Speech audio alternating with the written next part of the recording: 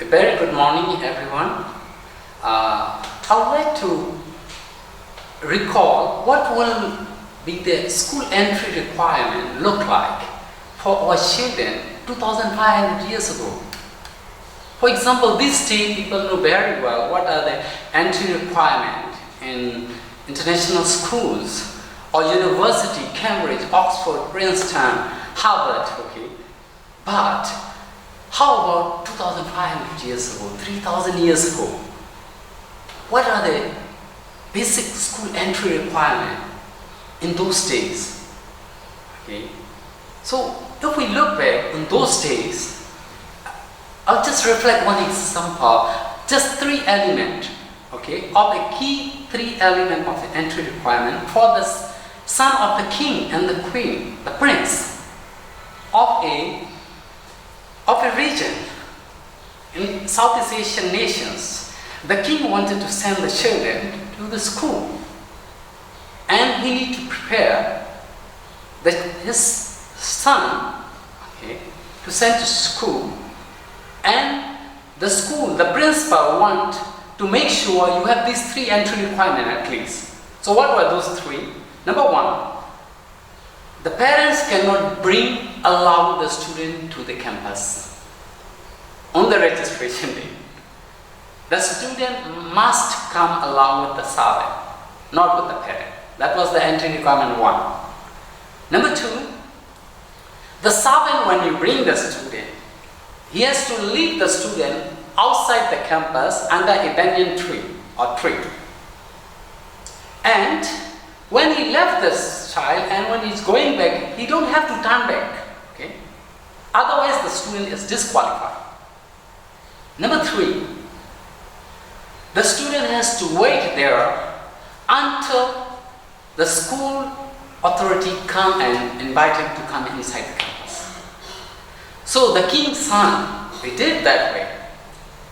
The parents, they didn't came, they leave the son, the servant took him, came and sit under the banyan tree until he came to sit under the banyan tree early morning 5 a.m. He was waiting there, 6, 7, 8, no one come to pick up him. 11 noon, no one come to pick up him. He's still keen, I want to study with this guru, this school. He has a dream, he's feeling, he's passionate, he's waiting until the sunset. Then someone come and pick up him. So that was the requirement for a child in a school entry.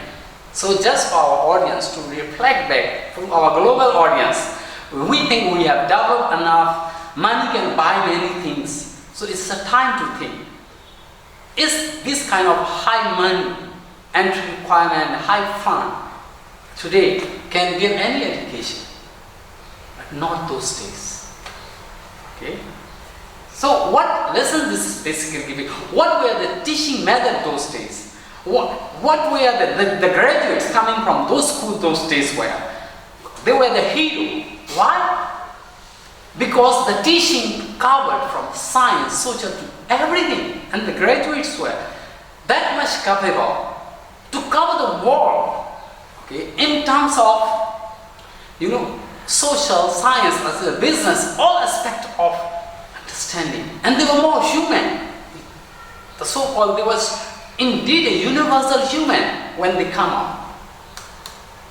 And today graduates are not able to judge details.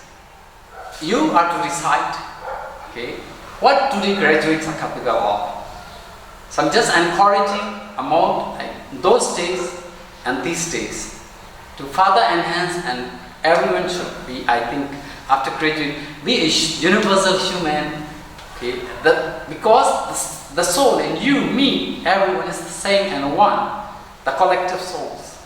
So if you are really educated and got that kind of education, you will be bringing the peace in this world, this universe. We will be separating at this time. Something coming, this pandemic, the global warming, you just look at the COP26, who is participating, who is not cooperating, this kind of, No, that kind of leadership, a global unifying leadership will come, I think, from that kind of, that is my belief, from those days of, teaching methodologies and instilling those kind of element inside, which was not based on money ground, which was not based on your status ground. It was based on pure your passion for education, your own desire and happiness. Hope this will help everyone. Thank you very much.